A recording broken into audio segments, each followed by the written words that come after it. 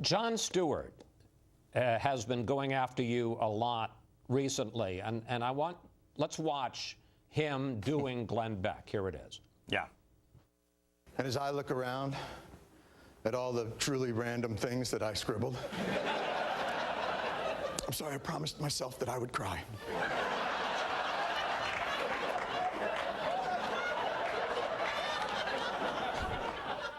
What do you think of that?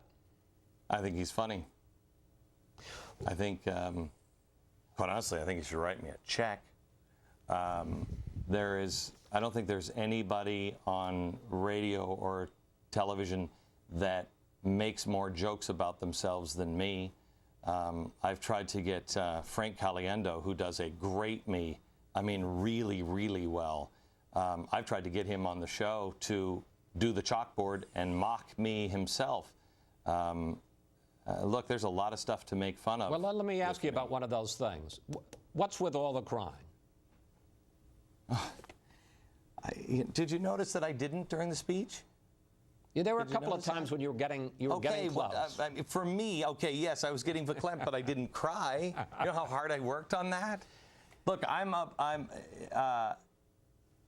was a hard-living, hard-drinking guy, and I don't know what happened, but when I stopped drinking and I turned my life around and I began to care about stuff, I got all mushy inside. Believe me, Chris, there is nothing that drives me crazy more than crying all the time.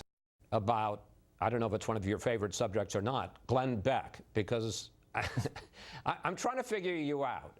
In the 40 years that I've been in this business, I have to say, I've never seen anyone quite like you. You're not a newsman. You're not a preacher. You're not a politician. Your radio show bills itself as the fusion of entertainment and enlightenment. What are you? I'm a dad. I'm a concerned citizen. I'm a guy who, Chris, you would have talked to, 15 years ago, one of the most ignorant men on the planet.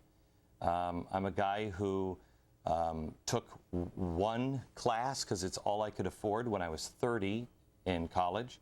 I made a lot of mistakes in life, bottomed out, figured out that I didn't know my butt from my elbow, and decided to learn.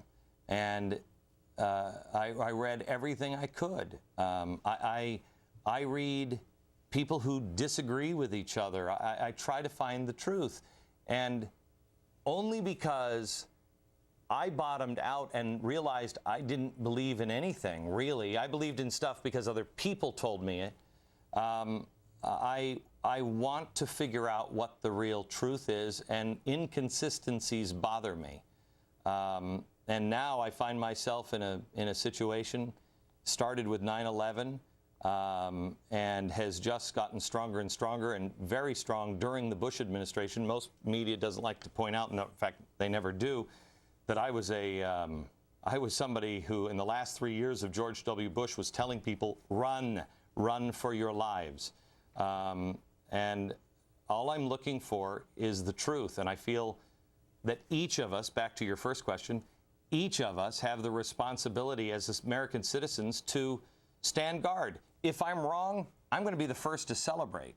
I mean, everybody always talks about how much money oh, you know how much money he's making off stuff? Are you kidding me? Have you listened to my show? I believe it's going to be pretty worthless